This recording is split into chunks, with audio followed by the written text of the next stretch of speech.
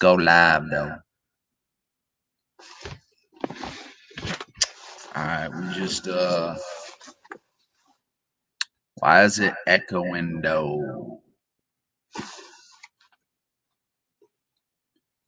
So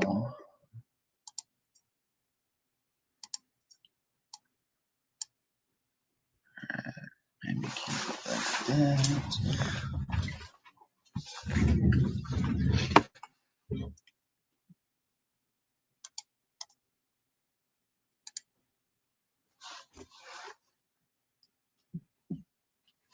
What's up? What's up? What's up, y'all? Just wait until some people get in.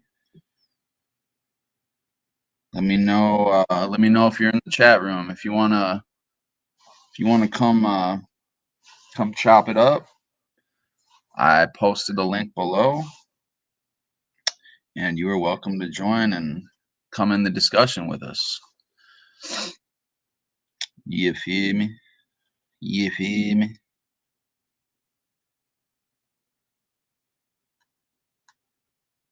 Trying to figure this out right now.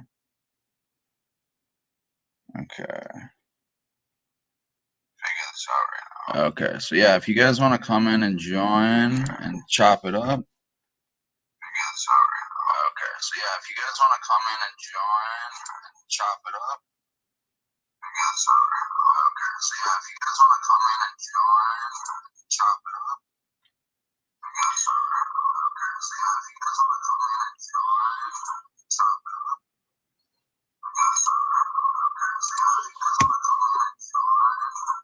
What's up? What's up? What's up, y'all? What's up? What's up? What's up, y'all?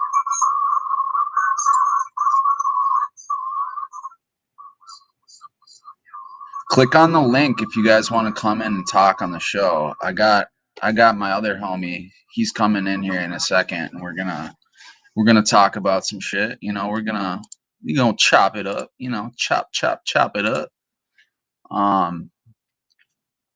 But yeah, guys, I'm just coming back. I'm just starting to get more social again. And which is crazy because I haven't used in close to a month, and I mean that's really how long it takes to recover from this shit. You know,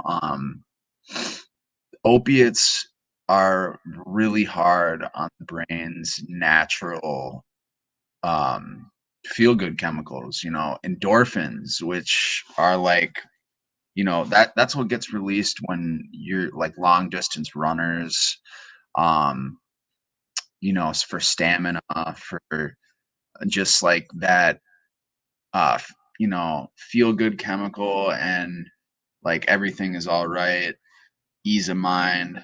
That's what endorphins are for.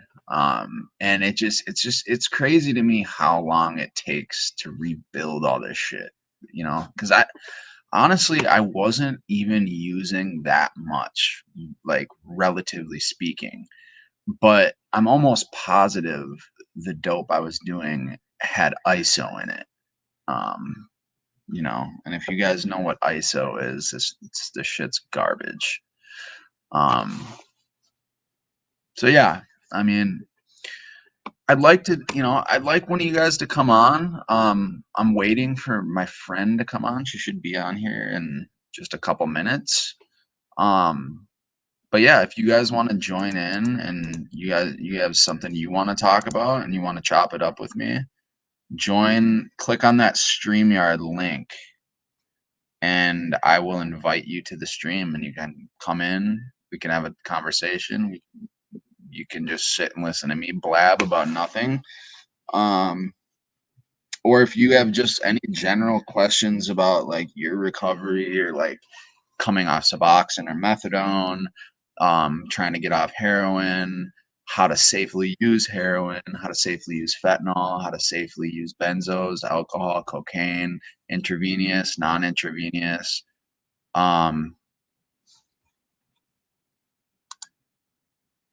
Gas station heroin, tianepine, gas station heroin. I've never heard of gas station heroin. It sounds like tyanotapine, that sounds like iso. It sounds like that's the same drug class as iso, which is it's this new class of opioids. Originally, they were produced as like veterinary, uh, you know, veterinary tranquilizers. Actually, that's why you've been hearing on the East Coast, like in Philly, New York, that trank dope. Um, that's I'm pretty sure what you're talking about is the same class. I did not know they sold them at gas stations. That is a first. I've never heard of that. If that's the case, that's freaking crazy. Kratom. No, no, no, no, no, no. Kratom. Does Kratom work?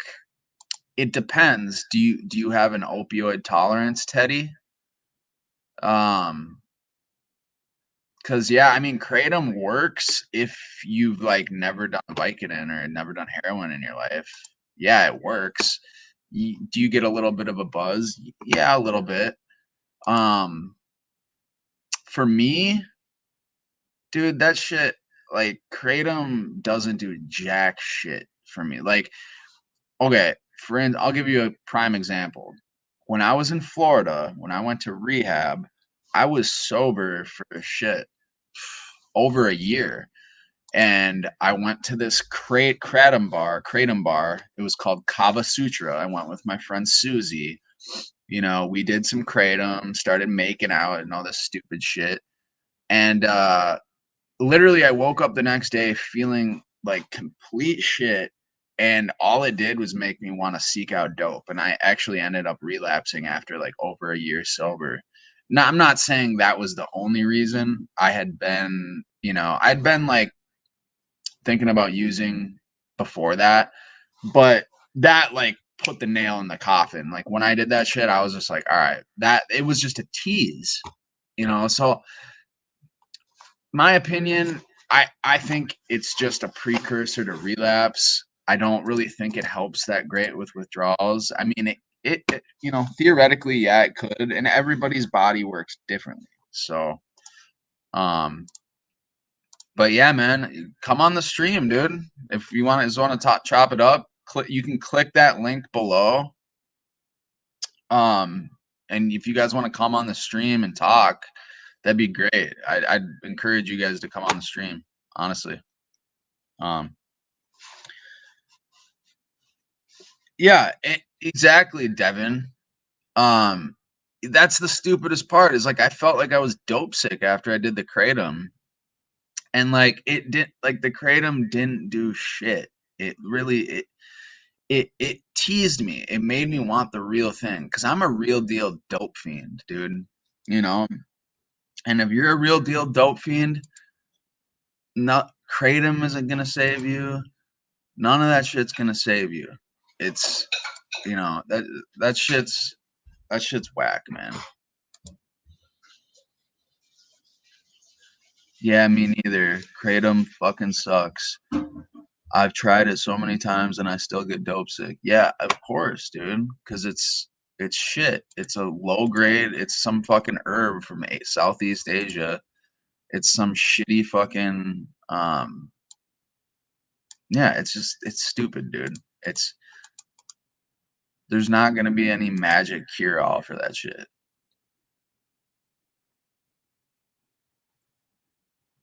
Kratom fucking sucks. Hey, what states are you guys from? Put that shit in the chat. That's why I streamed off StreamYard today, because I was hoping some people were gonna join in. I'm waiting for this girl from Florida to possibly join in. But yeah, that's why I did StreamYard, so other people could. You're from Michigan? Were you from Detroit, or are you from like the suburbs or the country? Um, I know some people out there that are growing weed because it's legal out there now in the UP, the Upper Peninsula.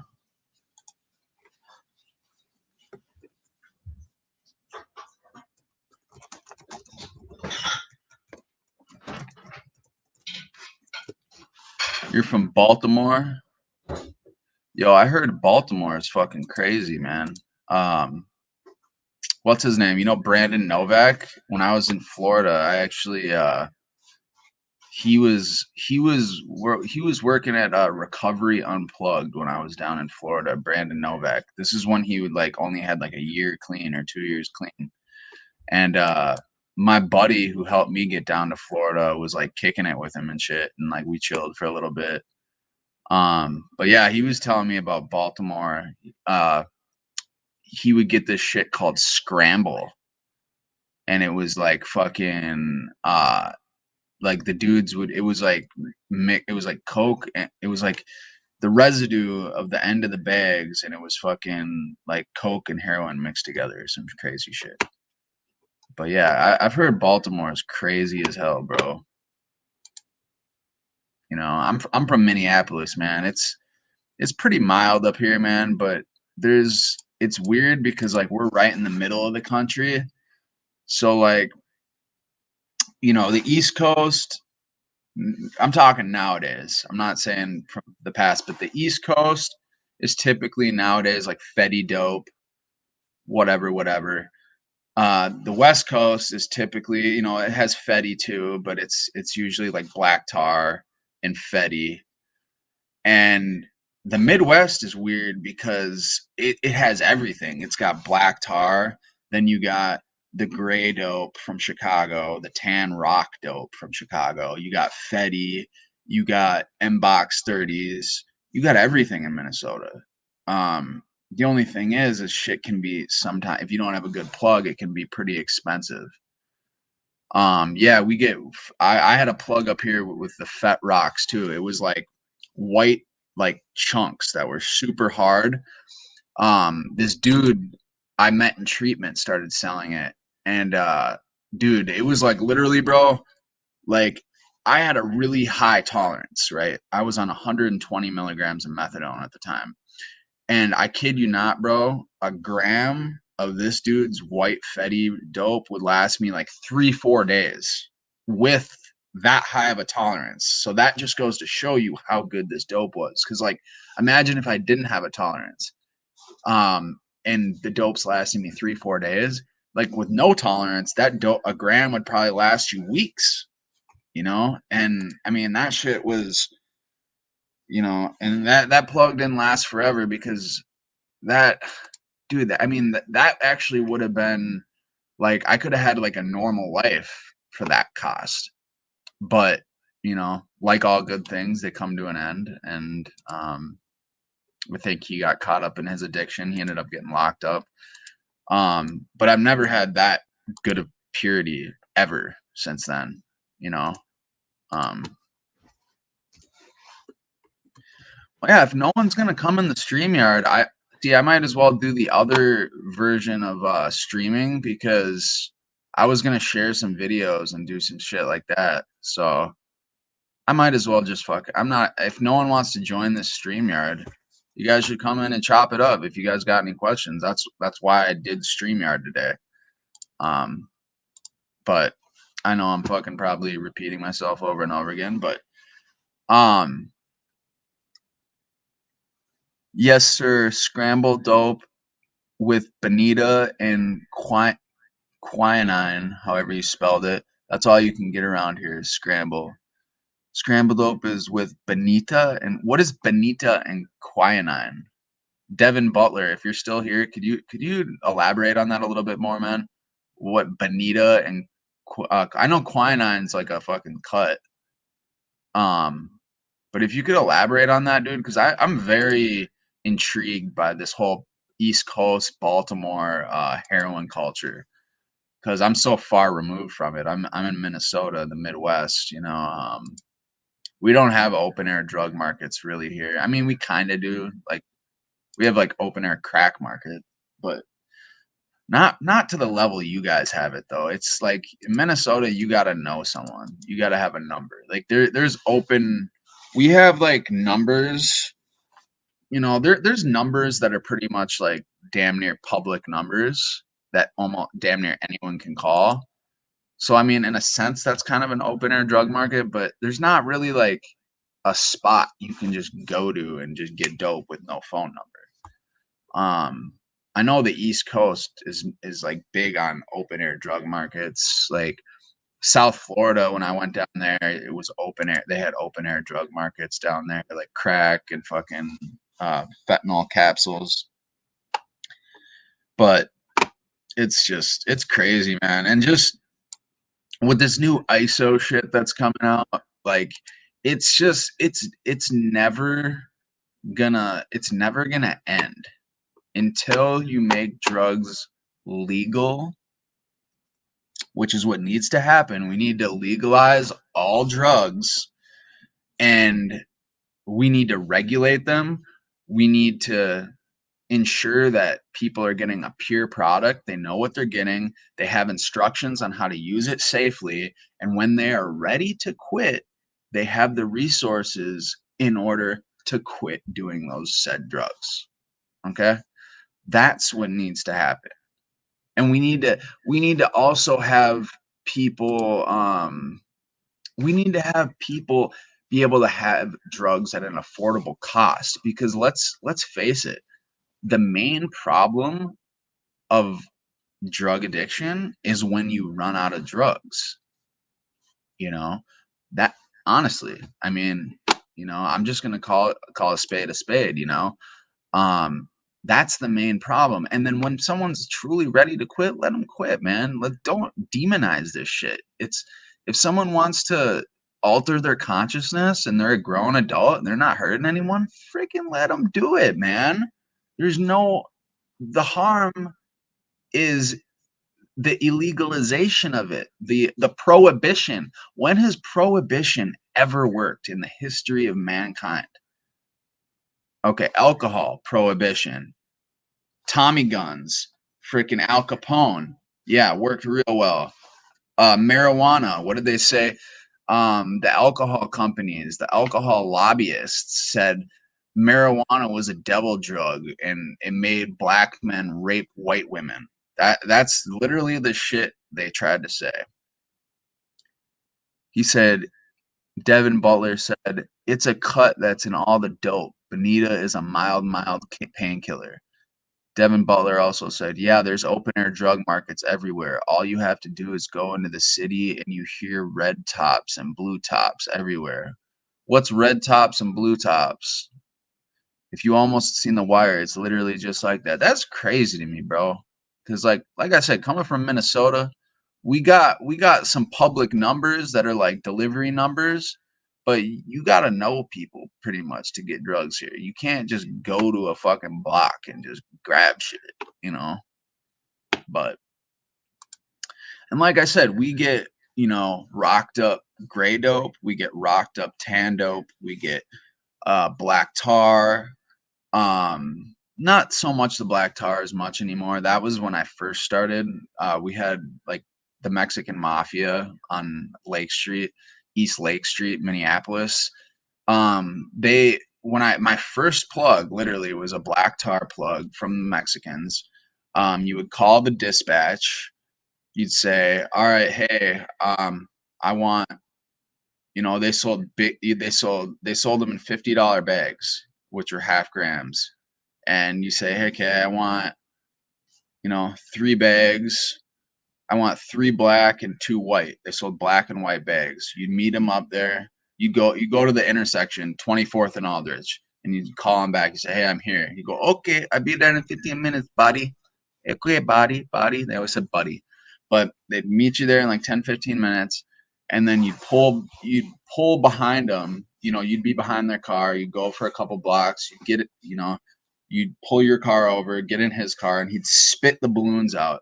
This was like 2010, so this is like 2011, so this is like 11 years ago. But yeah, no, and that's how it is in like Las Vegas and shit too, and some parts of Cali. They have a lot of paisas that are like I said Mexican mafia. It's like paisas, like Mexican nationals. Um, yeah, they don't really have them like that in Minneapolis anymore. But that when I first started doing dope, that's was the majority of it. But all the Mexicans went to the feds. They got spooked and they stopped doing it. Now now there's not as many big dealers. There's just a lot more small dealers. Um, and yeah, Burpee, the Pisces we got Pisces here in Minnesota too, Burp. Um, but it intrigues me, the drug culture from the West Coast to the Midwest to the East Coast. So I'm always like, if you guys have any stories and you want to come on the show and like talk about your guys' drug like experiences buying heroin, click on that stream or go to that StreamYard link and I'll invite you into the podcast because I'm just interested in how it differs from state to state, you know. Not to promote the drug life, but here's the thing, I'm not one of these channels that's like, I promote positivity, I do it for the kids, blah blah blah blah. It's like, dude, yeah, you do it for the kids, but let's be honest, you're doing it to get the views and you want to make a cool channel. So I'm not, if some positivity happens on my channel, great, but I'm not gonna sit here and do that whole charade like I'm doing it for the kids. Yeah, I mean, I would like to do it for the kids, but like I'm not gonna sit and repeat that over and over again. A lot of prison channels do that. Um, but it is what it is, man. I'm just calling a spade a spade. But yeah, and then so I'll go in chronological. So then after the Mexicans went to federal prison, I called my high school friend up and I was like, dude, I was like, my plug just got busted. I was like, and then he introduced me into China White. So this was around 2012. And the first stuff I got in 2012 was like this extremely hard, rocked up dope. It was like gray and it was like cement. You would like literally, and this is before I even shot it. So when I was trying to snort it or smoke it or whatever, and if I had to break up these chunks, literally I'd have to like put the bill down and I would have to like smack it, dude. It was like hard as cement, but it was like grayish, grayish white, kind of like really hard dope. But man, it was good. And it had a completely different euphoria than the black tar. Um, it had it just it the white China was just, it was so much more potent, but it wasn't $50. I mean, it wasn't 50 a gram though. Like all of a sudden these dudes wanted me to pay like 140 a gram. Like damn near three times the price as the black tar, but it was a lot stronger and at the time it was all I could get. So I went from, picking up this really good deals of dope in the city, and because I was bringing it back to Minnetonka, which is one of the richest suburbs in Minnesota, and I was selling it for 200 a gram. So I was like tripling my money, quadrupling my money. And now everyone runs out of this like no one had a plug, so I had to go get the China White, and I couldn't really make that much money off of it. So that's when my money started declining heavily, heavily. Like my money when I went from paying $50 a gram to paying 140 a gram for this China, like my money started depleting so fast, dude. Like because think about it. Like before, I was able to go pick up black tar for 50 a gram, quadruple my money, bringing it to the suburbs. I didn't even know about dope sickness. I didn't know about any of that shit until I started doing the China White, 140 a gram, and I would bust it down and I'd make a little bit of money. But I mean, at 140 a gram, there's really just not much money to be made. So that is when I finally blew through my bankroll.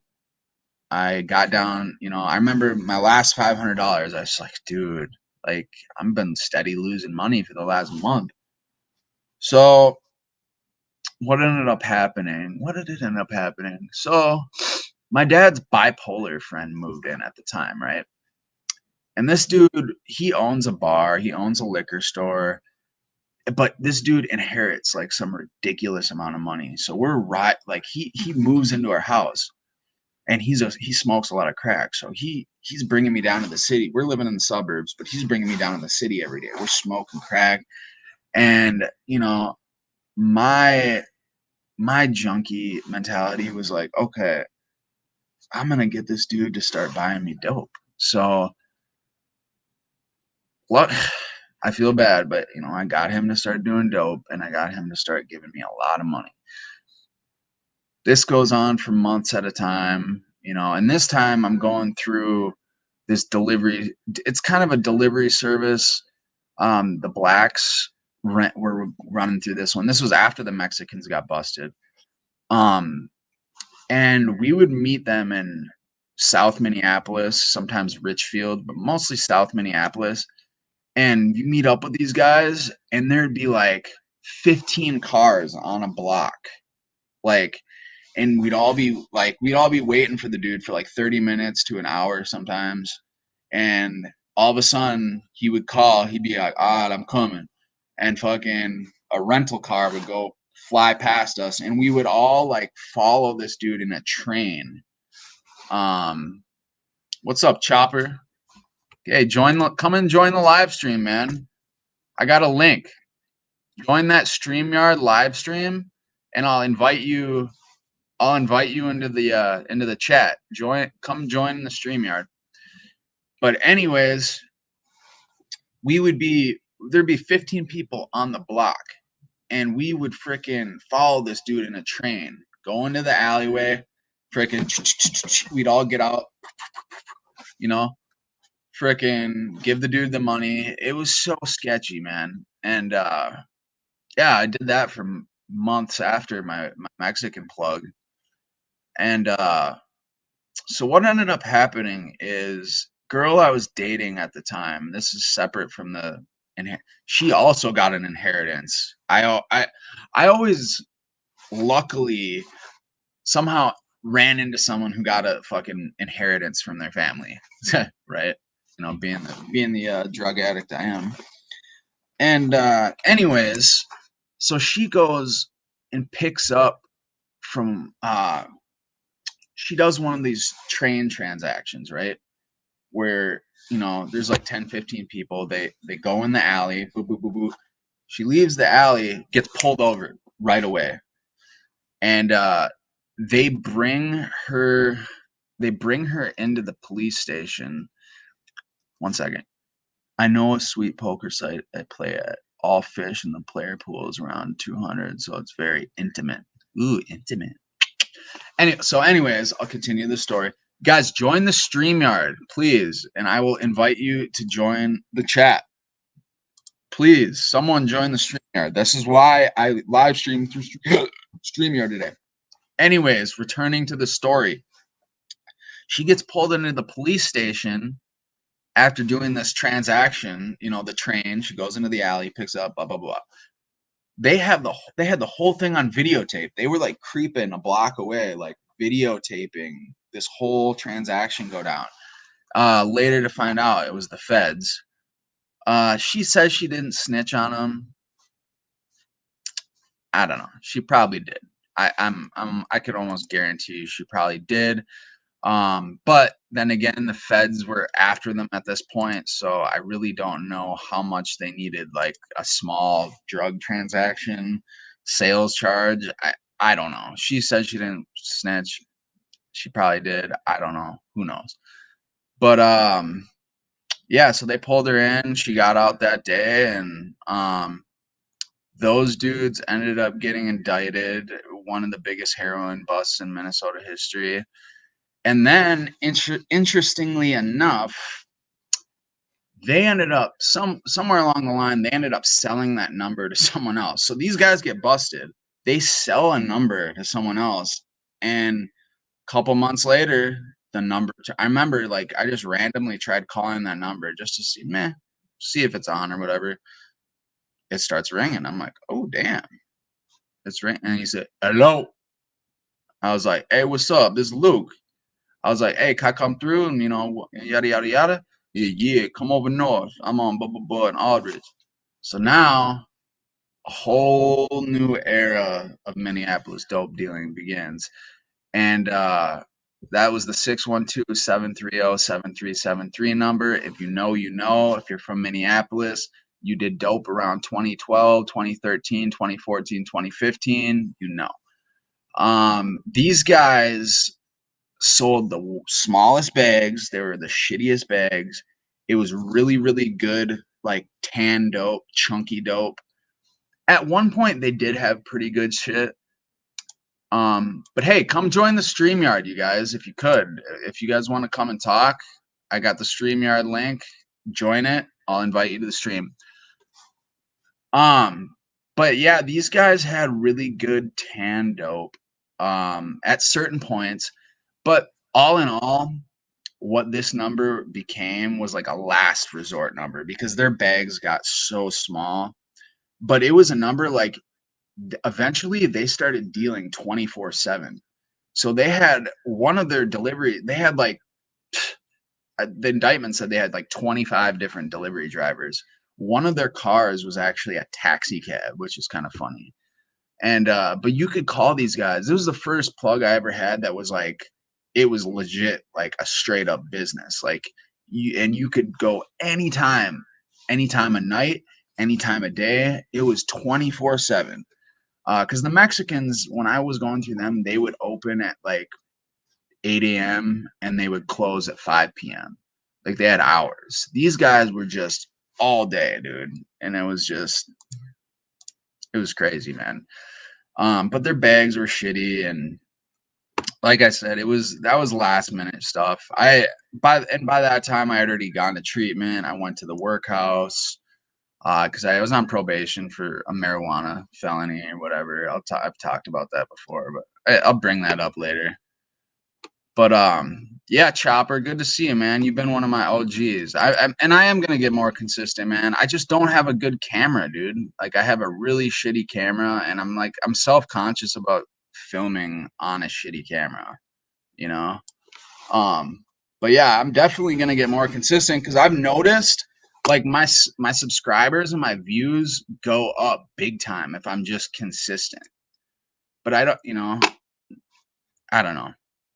So it's one of those things, and I shouldn't have even done this StreamYard because no one's joining to talk. And if I would have done the other streaming option, I could like be sharing my screen and we could be going over other shit. So I'm almost at the point where I'm probably gonna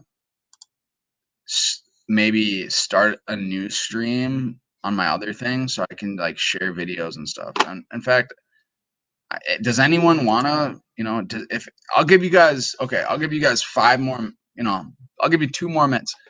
If anyone wants to join and talk, like if you have questions about getting off Suboxone, getting off heroin, logistical questions like how to safely use fentanyl, if I have a low tolerance, how much should I be doing, Xanax, anything, dude. I'm like a drug nerd. I've done extensive research. I've trial and error. I'm very like meticulous about like my information and how I do things. And I'm always a person who likes to learn about that stuff. And so, I'm 31 years old, about to be 32. So, I mean, I just over the years I've accumulated a lot of information about this stuff, and I've got a pretty good grip of that type of stuff. So if you guys have any questions about that, click the StreamYard link, come join the StreamYard if you want to chop it up. If not, I might do my live stream through the other venue, and do more of like a screen share thing because there's some shit I want to some stuff I want to touch on. You feel me? But yeah. So I don't know. It's stuff to think about,